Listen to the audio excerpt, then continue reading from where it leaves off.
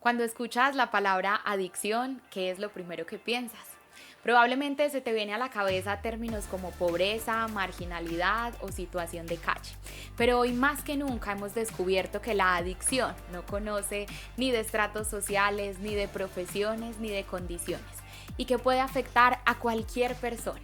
Es por eso que hoy en nuestro podcast hemos decidido hablar un poco acerca de este tema, derribar un poco los mitos que tenemos, reconocer esos signos de alerta, esos llamados de atención y además poder regalarles herramientas que nos van a ayudar a acompañar mejor a aquellas personas que quizás hoy están sufriendo el látigo de las adicciones.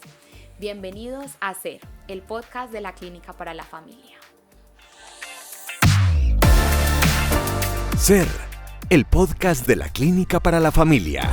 Hola a todos, un saludo muy especial, qué alegría poder saludarlos de nuevo desde este espacio.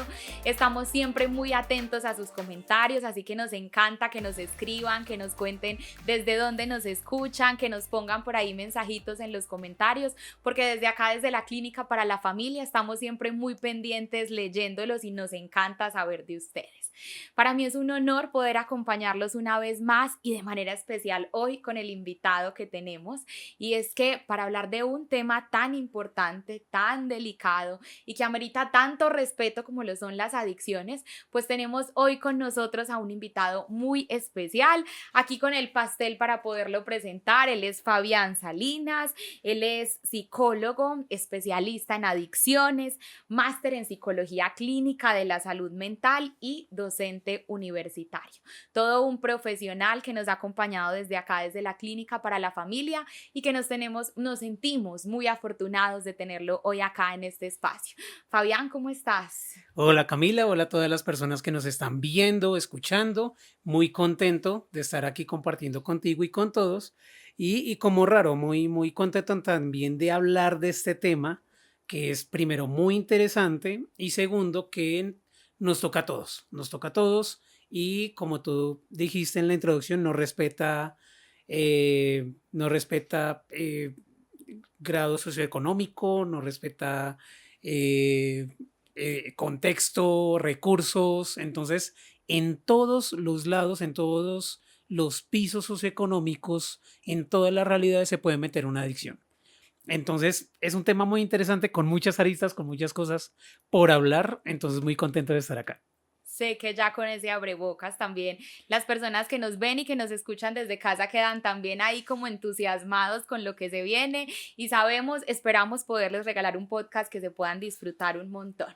Pero entonces devolvámonos un poquito para que arranquemos desde el principio y que nos puedas contar qué es adicciones, de dónde viene esa palabra, cómo la podríamos definir hoy.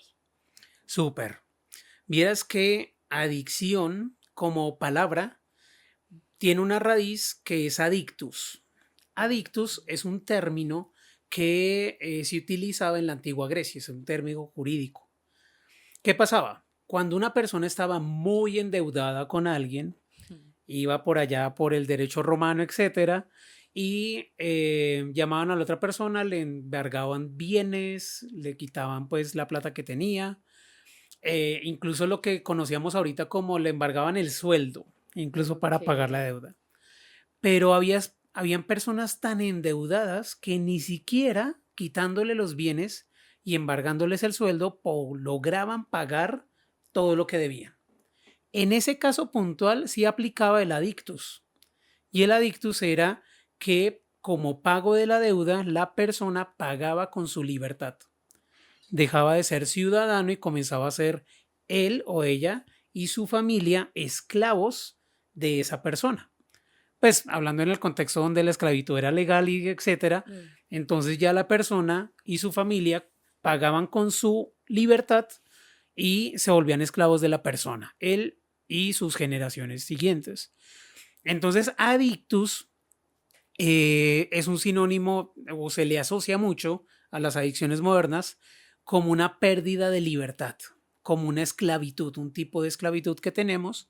Y si lo relacionamos ya no al término jurídico de perder ciudadanía, etcétera, sino a las adicciones como tal de drogas y de conductas, podríamos decir que es una dinámica alrededor de una conducta y una sustancia que nos lleva a perder nuestra propia libertad. Bueno, ahí tendríamos que hablar sobre qué carajos es libertad o cómo entenderíamos libertad. Libertad, una cosa es la filosofía bonita por allá de libertad y el significado de libertad, pero otro significado de libertad es libertad como habilidad psicológica. Y libertad como habilidad psicológica es la capacidad que tenemos todos los seres humanos de decidir sobre nosotros mismos. Y no solamente tener decisiones o tomar decisiones, sino que eso que decidimos sobre nosotros se cumpla. Yo quiero lo que no podría ser un esclavo, por ejemplo. Yo quiero salir de paseo con mi familia. Me toca preguntarle al amo si va a salir también, o si me deja salir, o si vamos a salir todos. Una persona libre no tiene que preguntarle a nadie. Entonces, esa capacidad de decidir sobre sí mismo y lograr y lograr el cometido de hacer lo que se me pegue en gana conmigo, eso es libertad desde la psicología. Y pues poner un ejemplo muy coloquial de pérdida de libertad relacionado con las drogas es, por ejemplo, me voy a tomar una cerveza y me voy. ¿Quién lo está decidiendo? Uno. ¿Quién lo está obligando? Nadie. De verdad, yo quiero y me propongo y decido tomarme una cerveza e irme para la Y hoy casa. tengo las herramientas para hacerlo, Pero entonces no se coarta mi libertad. me tomé 16, no me tomé la que quería. Eso es pérdida de libertad. Que yo lo que decida conmigo no lo pueda lograr. Okay. Va por ahí, o sea, es la raíz un poco de dónde viene adictus y por qué eso que era un término jurídico de la antigua Grecia, en la modernidad lo asociamos a dependencias de sustancias o de conductas. Muy interesante porque yo creo que en la actualidad hemos usado tanto ese término que a veces lo tergiversamos y nos perdemos de lo que realmente es. Y ahí tú nos hablas de sustancias y conductas y eso me permite a mí como pensarme si quizás hay algunos tipos de adicción o cómo podríamos denominar la adicción, porque también en ese repetirla todo el tiempo, como lo mencionaba yo al inicio, la hemos ligado más con la pobreza, con la marginalidad, con las situaciones de consumo, de licor, de sustancias, pero entonces hay adicción a conductas. Sí, hay conductas adictivas. Ahorita desde la psicología hay una reconocida. O sea, hablamos de un montón y uno puede encontrar en redes sociales un montón de conductas adictivas o de adicto no sé qué, pero formalmente desde sistemas de clasificación como DCM hay una conducta adictiva que es la ludopatía, la adicción a las apuestas, a El las apuestas en los juego. casinos, donde hay las mismas características que pasan con una sustancia, pero con la conducta de apostar.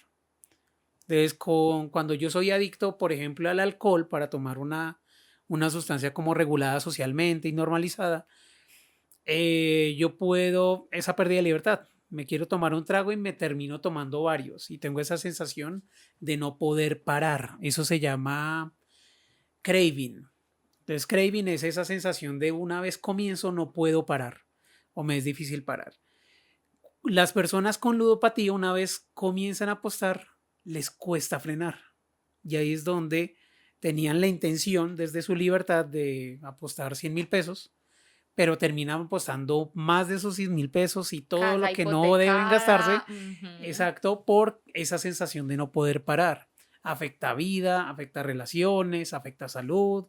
O sea, tiene todas esas características, pero la diferencia es que no es una sustancia que me estoy metiendo al cuerpo. Es una conducta que me genera una serie de reacciones fisiológicas, y ahí es donde se genera la dinámica adictiva. Ok. Hemos escuchado también algunos mitos que se han vuelto muy comunes. No sé si yo te lo pongo desde mi perspectiva, quizás échele ganas que eso pasa, es que el adicto es adicto porque quiere, es que porque no se deja de tomar la primera, si no se Sí, sí, toma sí. la primera, él no llega a la quinta. ¿Qué podemos decir? ¿Qué podemos hablar acá y compartir con quienes nos escuchan acerca de esos mitos sobre las adicciones? Hay un montón. Hay un montón de mitos alrededor de las adicciones. Y vieras que eso tiene que ver incluso con la historia de cómo se ha comprendido desde la academia las adicciones también, de cómo se ha investigado. Entonces, al comienzo, como que nadie le prestaba atención o no había como una definición formal sobre adicciones. En esa época era desde lo social, desde la calle, se entendían las adicciones como dos conceptos equivocados. Incluso son los conceptos que más hacen daño. Entonces, ponele bandera roja a lo que voy a decir, por favor. Una creencia muy mentirosa y muy distorsionada de las adicciones, una muy mala forma de comprender la adicción, es comprender las adicciones como un problema de carácter. Entonces, no es que no tengo suficiente fuerza de voluntad, no es que no quiere de verdad. Entonces, como si quisiera de verdad, le pondría berraquera y dejaría eso. Entonces, no es un problema de carácter, no es un problema de voluntad, por decirlo de alguna manera. Incluso dentro de los estudios, dentro de las investigaciones que se han hecho en psicología sobre cómo una persona deja una adicción, se mete mucho algo que en psicología se llama el estudio del cambio, cómo una persona cambia, cómo una persona deja de consumir una cosa o comienza a hacer una cosa que antes no hacía. El famoso ¿qué? Quiero ir al gimnasio y quiero Okay. tener una rutina de actividad Esa física meta de los y ese ejercicio. diciembres. Sí. Entonces en enero me inscribo al gimnasio y cómo hace un ser humano para no solamente pagar el gimnasio, sino ir frecuentemente y no perder la Porque yo pago en plática. enero 3 meses adelantados. Eso hágale que Eso. nos vamos a poner juiciosos. Y el asunto es que muchas personas pagan los 3 meses, pagan el semestre, pagan el año, van una semana y no vuelven. Y se perdió la plática. Entonces, ahí eso es una prueba, por ejemplo, psicológica de que el cambio no necesita solamente como único ingrediente la voluntad. Porque todas las personas que se inscriben a los gimnasios en enero o que lo ponen en el La propósito de lista fin de de año, la uva propósitos. que se comen, etcétera, pues no lo hacen porque le pongan una pistola en la cabeza o porque estén presionados, o sea, de verdad están convencidos del asunto y tienen la voluntad de hacerlo. Si tienen la voluntad de hacerlo, si lo quieren hacer, si incluso le meten plata al asunto de pagar el gimnasio o lo que Porque si sea, pago, yo creo que sí voy a ir. Entonces este es como mi eso. incentivo, mi motivación Entonces, ¿por qué intrínseca. con todas esas cosas no se logra? Porque la voluntad es un ingrediente de muchos, no es el único ingrediente, y ese es el mito urbano. Entonces, el mito urbano es pensar, imaginarnos que para cambiar un ser humano solamente necesita tener la voluntad de cambio. Y eso no es cierto. Listo, eso no es real. Necesitamos la voluntad por un lado, claro, estar de acuerdo con el cambio, eso es importante, ese es el primer paso. Pero además de eso necesitamos desarrollar, entrenar y fortalecer habilidades del mantenimiento del cambio. Ahí hay un dato curioso que les puedo decir desde ya. Cambiar, y bueno, déjenme terminar, porque les puede sonar raro al comienzo. Cambiar es lo más fácil del mundo. Dejar de tomar es lo más fácil del mundo. Dejar de apostar es lo más fácil del mundo. Lo difícil, lo verdaderamente complicado, es mantener ese cambio en el tiempo. O sea, si una persona con alcoholismo, uno le pregunta, ¿usted puede dejar de tomar por la próxima media hora? Por la próxima hora, fácil. Manténgalo más tiempo, manténgalo mañana, manténgalo una semana. Ahí es donde se vuelve difícil. Entonces el problema no es cambiar, el problema no es de hacer las cosas. Por eso voy una semana al gimnasio. O sea, sí voy, alguna cosa hago. El problema no es hacer, el problema es mantener ese cambio. Y ahí la voluntad se queda corta. Ahí necesito estrategias, habilidades que me permitan mantenerme a flote e incluso me permitan frente a recaídas sacarles provecho y seguir adelante y no terminar de hundirme. Entonces todo eso implica el cambio en el ser humano. Aplica para alcohol, aplica para ludopatía, aplica para el gimnasio. Entonces ese reto y esas cosas, es más, esa presión, ese peso que muchas veces le ponemos a la persona, de usted si quisiera dejaría de tomar, usted si quisiera dejaría de soplar, Lo que a usted usted le si falta son quisiera dejaría, ganas. exacto. esa misma presión no la podemos devolver a nosotros mismos con esos cambios que no hemos logrado a punta de voluntad, por ejemplo. Si yo quisiera, iría al gimnasio frecuentemente. Si yo quisiera, comería saludable, no sé, lo que sea. Si yo quisiera, no reaccionaría tan feo con mis hijos. Pero esperen, no es querer. Y ahí valgo y yo aprovecho mucho este espacio para desahogarme. Entonces, ahí quiero aprovechar este espacio para una frase que para mí le ha hecho mucho daño a la sociedad y que lamentablemente la asocian a la psicología, la asocian a nosotros los psicólogos. Y es querer es poder. Y no, querer no es poder. Querer es una parte, pero para poder necesito más cosas. Necesito habilidades, necesito fortalecer cosas, necesito aprender habilidades según el caso, pero no todo es querer. Entonces es importantísimo bajar ese mito. ¿De qué mito estamos hablando? De el mito de que las adicciones son un problema de voluntad o de carácter.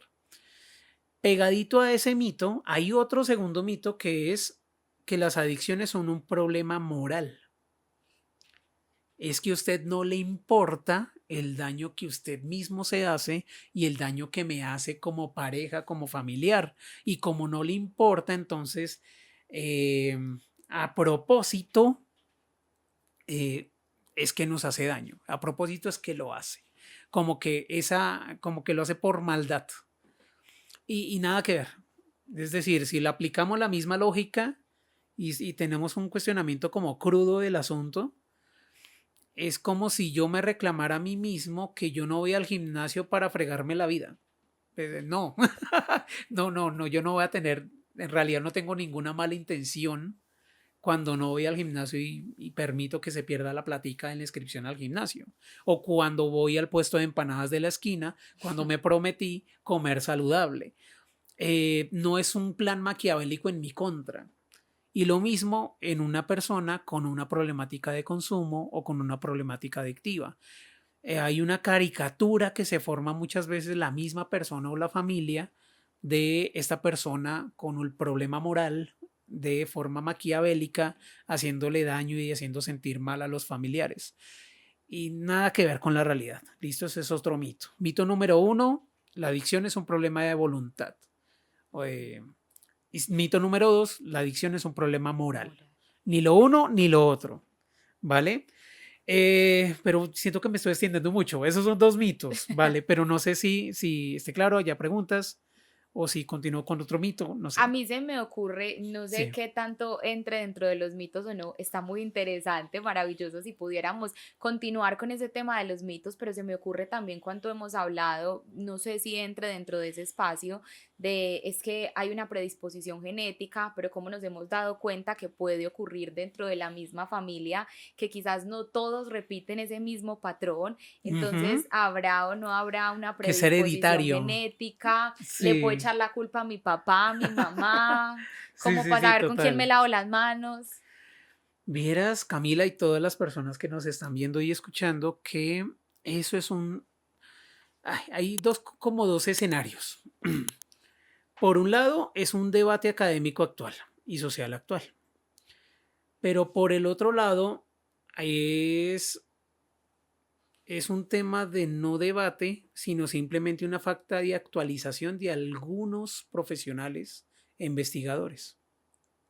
Entonces yo sé que cuando uno se encarreta mucho con un tema, a uno como profesional, uno como psicólogo, puede cometer el error de enamorarse de un tema o de enamorarse de un concepto o de un modelo.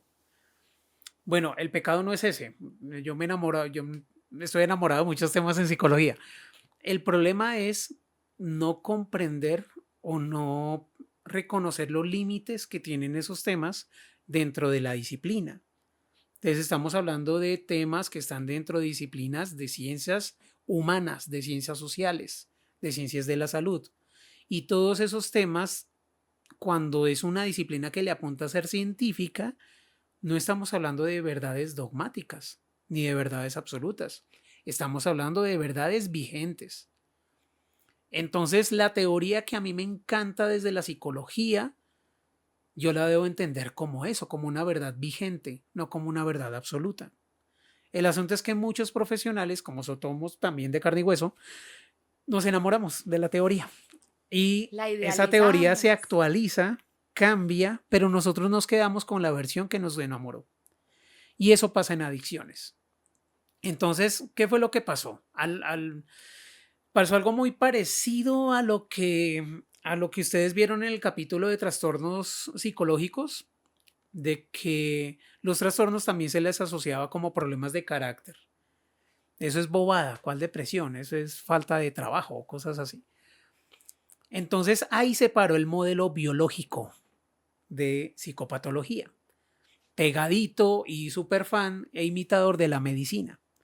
Entonces este modelo biológico se paró a defender y a tumbar esos conceptos horribles de voluntad y de maldad. Y dijeron, no, no, no, espere, no es maldad, no es voluntad, es una enfermedad cerebral. Entonces olvídese, no venga a tratar mal a su familiar porque está enfermo. Entonces eso se hizo con la depresión, pero un dato importante, la adicción es un trastorno psicológico.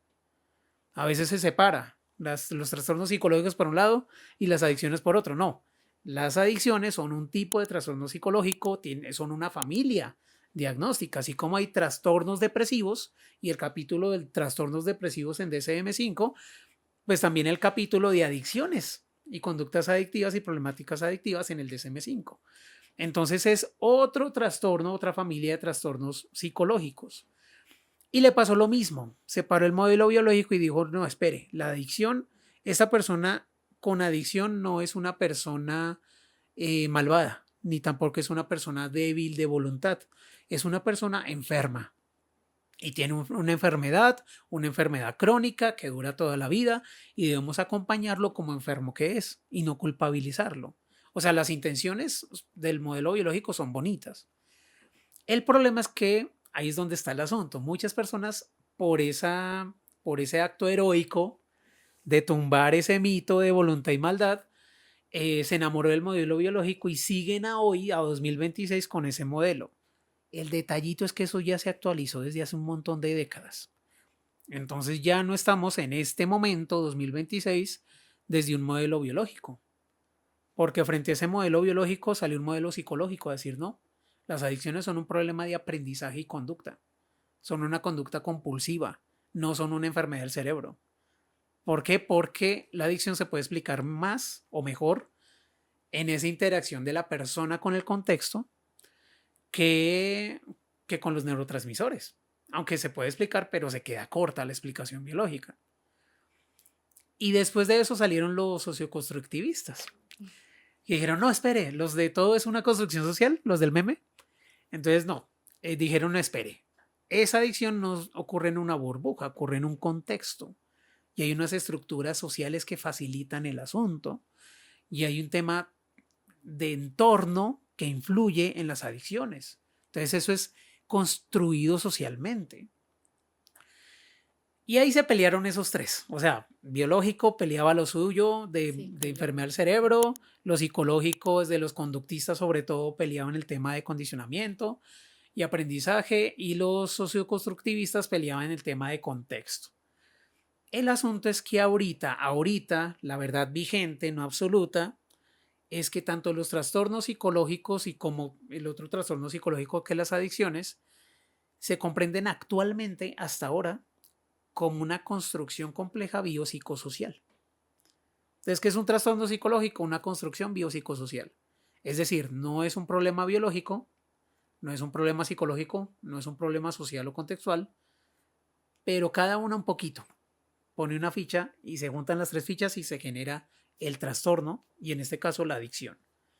Entonces, si yo tengo toda la vulnerabilidad biológica para una adicción, pero no tengo las fichas de aprendizaje psicológico o no tengo el contexto, no se desarrolla la adicción. Y lo mismo con las otras dos fichas. Entonces, en este momento no es ni biológico, no es hereditario, así como, es decir, no es lo mismo decir tengo adicción, tengo alcoholismo que tengo diabetes. No es igual. Y yo sé que muchas personas enamoradas del modelo biológico van a rasgarse las vestiduras posiblemente con lo que estoy diciendo, pero me remito y me acojo y me cobijo de la verdad vigente, que es construcción biopsicosocial. ¿Listo? Un poquito de biológico, una ficha de biológico que sí influye, que sí es cierto y que sí hay cosas ahí. Hay vulnerabilidad biológica a las adicciones y a los otros trastornos. También hay cosas de aprendizaje que son innegables y también hay cosas de contexto que son innegables, pero cada ficha por separado se queda corta. Muy interesante, tanto que el tiempo se nos va Ay, volando. Dios Por mío. eso yo los invito en este momento a que hagamos un corte para que escuchemos un poco de los eventos y de la información que queremos compartirle desde la Clínica para la Familia.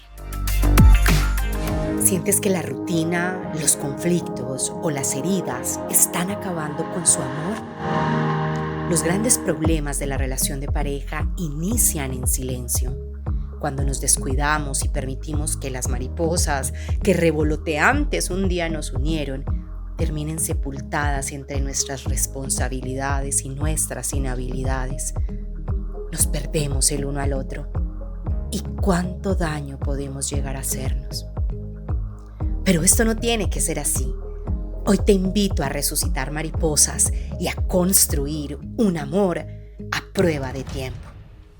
Regálate junto a tu pareja una cita para fortalecer y renovar su relación. Durante 3 días nos daremos la oportunidad de transformar nuestro amor a través del autoconocimiento, el conocimiento del otro, la aceptación incondicional con nuestras heridas y debilidades, la entrega del perdón, la renovación de nuestro compromiso y el desarrollo de habilidades que nos permitan construir un amor a prueba de tiempo.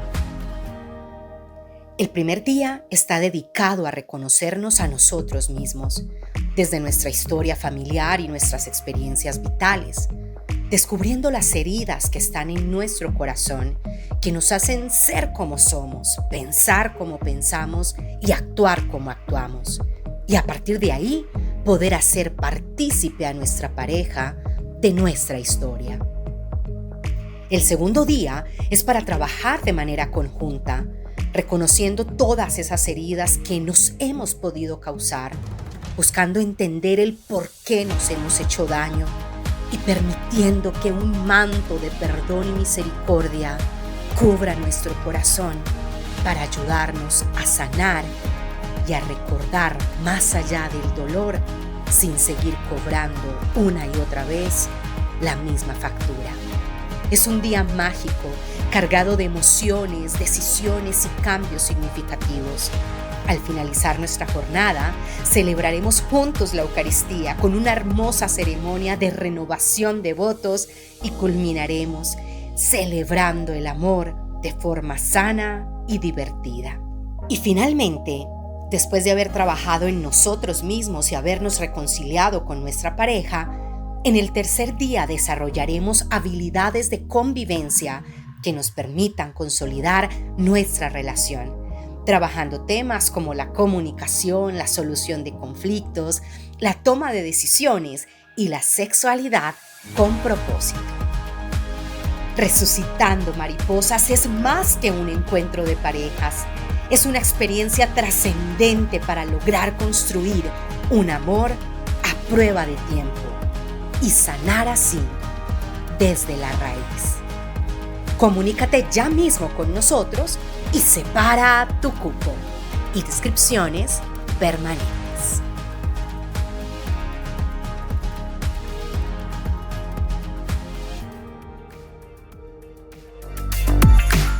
Ahí les compartimos un poco de información acerca de los próximos eventos que estaremos haciendo desde la Clínica para la Familia, con una invitación especial a que también se vinculen con nosotros y podamos continuar aprendiendo juntos y permitirnos ese reto y ese viaje del autoconocimiento, como lo hemos hablado siempre de manera individual, en tónica de pareja y en tónica de familia también, que ha sido nuestro propósito. Fabi, veníamos en una línea muy interesante. Yo creo que este tema no se nos agota. Tendremos que seguir seguir abriendo espacios que nos permitan compartir Total. más acerca de este tema, pero hay otros aspectos particulares que nos gustaría poder compartir en este espacio del podcast y por eso yo te voy a pedir que saltemos quizás de manera rápida a otro tema muy interesante y es el uso de las drogas recreativas. ¿Cuál es tu Mm. postura? ¿Qué podemos decir desde el conocimiento, desde toda la apertura que nos dan las actualizaciones de las que también veníamos hablando frente al uso de las drogas recreativas? Bueno, algo también que se relaciona con un poco el cómo comprender el problema de las drogas e incluso enganchado a lo que terminamos hablando antes de la pausa, de que el problema de las drogas o el problema de las adicciones no es un problema biológico, ni psicológico, ni social totalmente, pero sí Influye. biopsicosocial y cada uno un poquito. De la misma forma, a nivel del problema de drogas como tal, ya hablando de sustancias, tráfico de sustancias y demás, el problema de las drogas no es un problema de un único ámbito, sino de muchos ámbitos.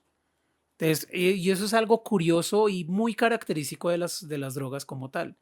Las drogas son un problema de salud, pero también es un problema social y también son un problema político, económico, criminológico. Eh, entonces tiene muchas, económico, tiene muchas aristas y a todas esas preguntas la respuesta es sí. Las drogas son un problema económico, las drogas son un problema cultural, las drogas son un problema social, las drogas son un problema de salud, las Político. drogas son un problema eh, de crianza. Entonces, en todo lado y en todos los ámbitos se mete o sí, alcanza el problema de las drogas. Por lo que cualquier decisión que se tome en frente a las drogas va a tener impactos a nivel de salud, a nivel político, económico, social, cultural. Con ese panorama general viene el tema el interesantísimo tema del uso recreativo de las drogas. Y esto yo lo asocio mucho con algo que se ha visto con otras sustancias y es algo que yo llamo la transición cultural de las drogas. ¿Qué es lo que pasa con la transición cultural de las drogas? Es como crónica de una muerte anunciada, pero con drogas y con repetir la historia. Y en las drogas hemos repetido la historia un montón de veces. ¿Qué es lo que pasa? Las drogas normalmente o las sustancias psicoactivas normalmente se encuentran en un entorno específico y tienen un uso específico, normalmente cultural o ritual o religioso. Entonces, se tiene ese uso y como está en el marco de una religión, de una tribu, de unas creencias, de unas prácticas sociales y culturales, pues normalmente ese consumo termina siendo limitado, moderado y sin mucho tratamiento. Entonces, el mambiar coca en las diferentes tribus, la famosa pipa de la paz que vemos en las películas gringas, todas estas cosas son uso de sustancias psicoactivas, pero limitadas a un contexto específico, ritual y religioso. El asunto es que cogen esas sustancias, se saca de esa cultura y se le comienzan a ver componentes activos con potencial primeramente medicinal. Se reconoce ese potencial medicinal, se aprovecha y cuando se está desarrollando ese potencial medicinal, surge el uso recreativo. Entonces aquí lo tenemos, por ejemplo, hay muchos jarabes para la tos, uso medicinal, que se utilizan de forma recreativa. Entonces eso no es raro, eso ha pasado con el cigarrillo, con el alcohol, con la cocaína. O sea, tienen todos un comienzo medicinal, pero al traer el uso medicinal, pues surge a nivel social el uso recreativo. Y ese uso recreativo comienza justificándose en el uso medicinal. Como tiene un uso medicinal, no debe ser tan grave. Entonces, con baja percepción de riesgo, decimos los que estudiamos en adicciones. Entonces, no debe ser tan grave, no debe ser tanto daño. Y se populariza el uso recreativo. Al popularizarse, se genera como ciertos significados de estatus o de popularidad o de moda. Y con eso difundido ya es donde se genera un problema de salud pública. Con el problema de salud pública encima ya comienzan políticas de prevención, y esas políticas de prevención o programas de prevención bien hechos logran menguar el consumo, y ya se termina pasando de una sociedad que normaliza el consumo a una sociedad que normaliza el no consumo. En todo ese trayecto pueden pasar 100 años, más o menos. Esa transición ya la vivió la cocaína, por ejemplo. Bueno, la cocaína es compleja por ese tema. El ejemplo sin peligros es el tabaco. Entonces, el tabaco, uso medicinal. Las primeras propagandas de tabaco eran tarjeticas con niños fumando. Eran propagandas, yo me acuerdo y pueden buscar por YouTube, propagandas de cigarrillos Camel, diciendo así como Colgate, 1 de cada 10 odontólogos recomienda Colgate, 1 de cada 10 doctores recomienda cigarrillos Camel, porque me sirve para relajarse y no hace tanto daño como otras drogas. Cualquier parecido con la marihuana es pura coincidencia, ¿no? Entonces, se comienza ese proceso. Entonces ya el tabaco vivió su uso medicinal, su uso recreativo, la popularización del uso recreativo, hombre Marlboro, la diva de Hollywood fumando, problemas de salud pública, todo el mundo con cáncer y demás de pulmones y todo el problema de salud que genera el tabaco, campañas de prevención, regularización legal de zonas de no fumadores, y ya ahorita en este momento la juventud de ahora no le interesa el tabaco de papel, por lo menos. Entonces eso ya lo vivió el tabaco. Estamos viviéndolo con el alcohol, un poquito. En el alcohol estamos como en la época de la campaña de prevención. Entonces ya la persona es más medida, ya la sociedad es más medida en alcohol que en décadas anteriores, donde se normalizaba tomar y conducir, por ejemplo. Ya es impensable eso. Detrás del alcohol viene la marihuana, que la marihuana va en la etapa del estatus social y no hace tanto daño, y toda esa carreta que han tenido las otras sustancias. Y detrás de la marihuana viene la cocaína frente al uso recreativo. Entonces, en resumen, ahorita estamos en el debate legal del uso recreativo de la marihuana y legalizar el asunto. Si se legaliza la marihuana para mayores de edad y se prohíbe para menores de edad, lo que pasa con el alcohol, se va a incrementar el consumo de marihuana en la sociedad, como pasó con el alcohol. No necesariamente va a ser un control suficiente para menores de edad, como pasa con el alcohol. Entonces, en el alcohol es ilegal en Colombia que un menor de edad consuma alcohol, pero hay muchos menores de edad que consumen alcohol. Entonces, ¿por qué? Porque baja percepción de riesgo, porque es legal. Entonces, eso posiblemente pase con la marihuana en un escenario donde hay una regulación legal. ¿Cuál es el asunto? Que al regularizar el consumo recreativo de la marihuana, se soluciona el problema económico, el problema político, el problema criminológico. Se quitan las mafias y se quitan las redes de tráfico de marihuana. Y eso comienza a ser parte de un motor económico, que es una maravilla desde lo económico y político. ¿Cuál es el precio a pagar para solucionar el problema económico y político? El precio a pagar es la salud pública. Entonces, pago con la moneda de un problema de salud pública bien teso como pago para ganarme la solución de un problema político y económico.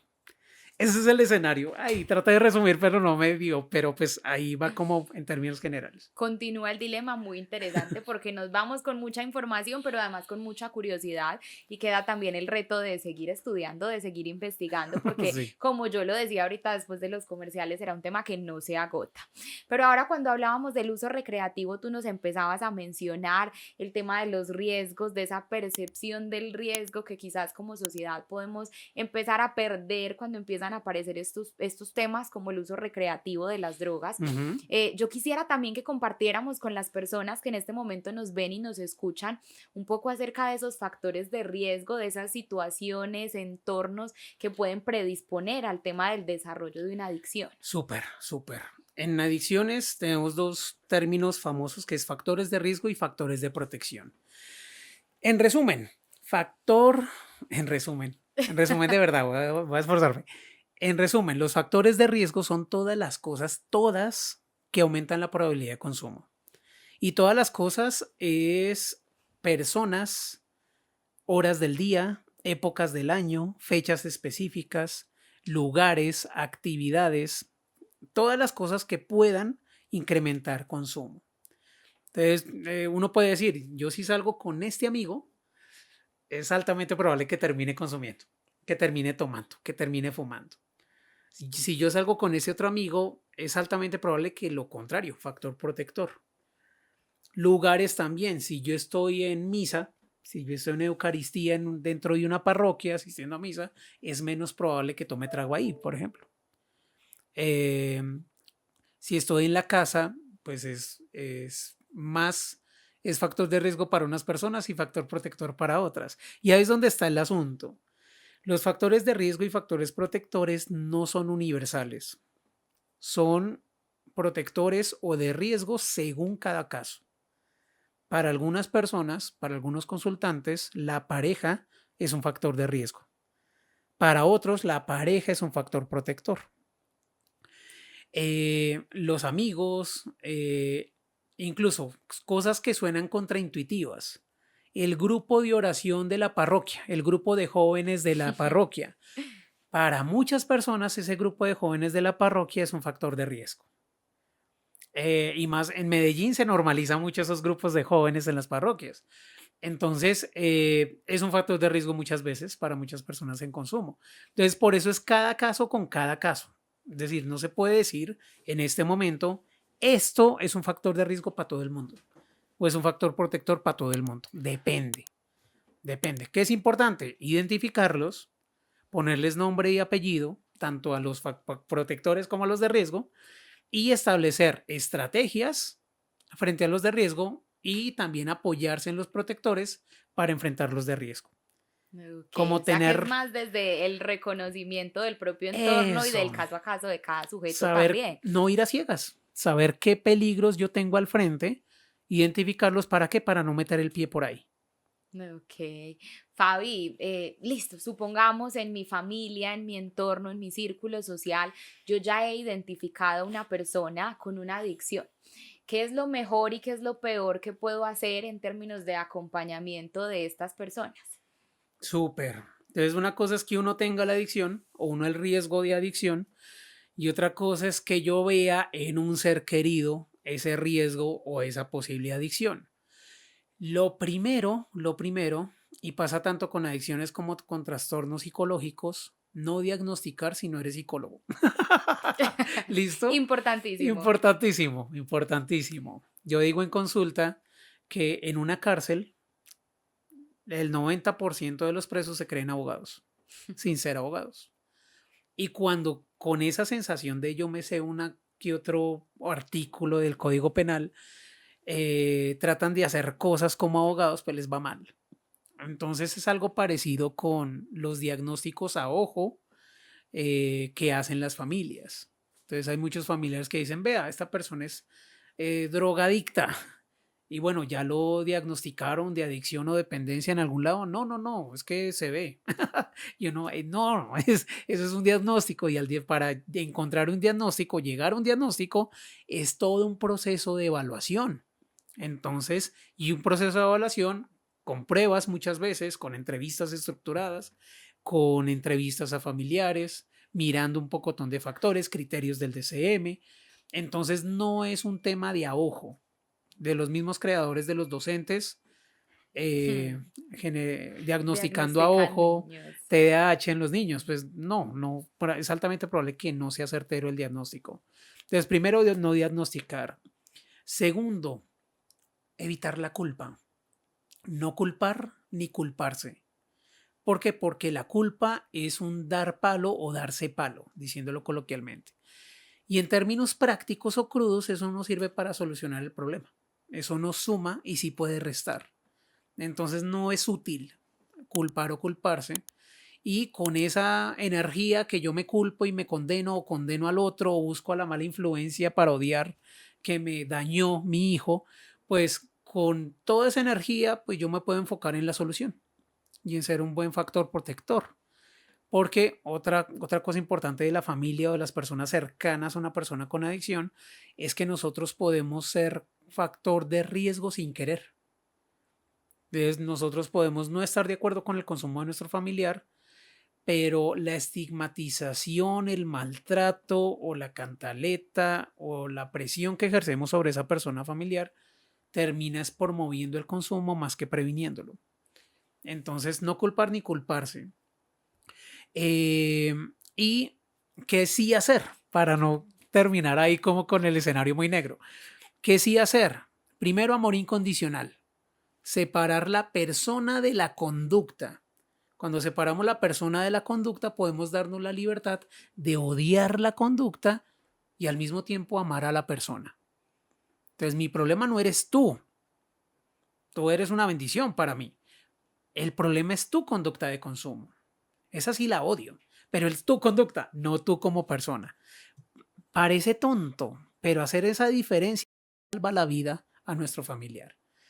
Y la mejor estrategia para prevenir la codependencia, lo llamamos, que es que una persona cercana dañe o reste en lugar de sumar, es los límites claros.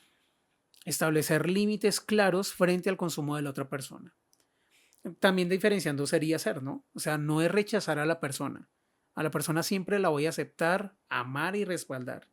Pero rechazo es la conducta de consumo. Y eso implica cambios, y eso implica firmeza, y eso implica límites fuertes. Y límites fuertes es: en esta casa no tomamos. Nadie. O sea, yo comienzo a no tomar para establecer y respetar ese límite. Aunque yo no tenga alcoholismo. Aunque el del alcoholismo sea mi familiar. Entonces, todo eso implica un cambio de paradigma, un cambio de un hacer más que lastimar, y eso nos puede salvar la vida tanto a nosotros como a nuestro familiar adicto. Fabi, precisamente ante este fenómeno de la adicción que empieza a ser también un tema de salud mental y de salud pública, como tú lo mencionabas ahora, desde acá, desde la Clínica para la Familia, estás acompañando un espacio de sesiones de terapia grupal. Sí. Y yo quisiera también que pudiéramos compartírselo a las personas que nos están escuchando. Súper, súper. Bueno, aquí en la Clínica para la Familia manejamos diferentes sesiones de terapia grupal, de diferentes temas, acompañado de todo el equipo de profesionales de la clínica. En mi caso particular, yo estoy acompañando 2 grupos de terapia grupal, uno sobre adicciones y otro sobre codependencia. Adicciones es la persona que puede estar en riesgo o que puede estar ya metida en una adicción, y cómo en sesiones de terapia grupal puede fortalecer ese proceso de cambio, esas habilidades que hablábamos, más allá de la voluntad. Pero por el otro lado también hay un grupo de codependencia, que es qué hacer con mi familiar adicto, qué hacer para sumar y no restar, qué hacer para prevenir el consumo en lugar de promoverlo sin querer. Entonces tenemos esos 2 grupos, dependencia y codependencia, o adicción y familiar y los familiares de la adicción, o la adicción ajena es, que tenemos aquí. Lo pueden buscar pues en la página y en las redes de la clínica, llamar a las líneas de la clínica, preguntar sobre ese grupo, el que aplique, entonces si es de dependencia o riesgo de dependencia, o si es de codependencia o de adicción ajena. Y pues también chismosear los otros grupos que hay para que puedan aprovechar, y si les puede ayudar, pues todo lo que sirva para crecer y sanar, bienvenido. Fabi, muchísimas gracias, nos encanta tenerte en este espacio, hemos aprendido un montón, gracias por compartir con nosotros todo tu conocimiento, y gracias también a todos los que nos escuchan y se conectan con nosotros. Recuerden que nos encanta que nos pongan mensajitos en los comentarios, que nos cuenten desde dónde nos escuchan, que también por ahí nos hagan preguntas, estamos atentos, estamos respondiendo desde ahí, muy pendientes de todas nuestras redes sociales, y además recuerden también compartir este episodio por todas sus redes sociales, con aquellos familiares, con aquellos contactos a quienes crean que pueden servirles, y seguirnos en nuestras redes sociales como @Clínica para la Familia o @ps.elizabeth-guerra. Esperamos entonces vernos de nuevo. Hasta luego. Chao. SER, el podcast de la Clínica para la Familia.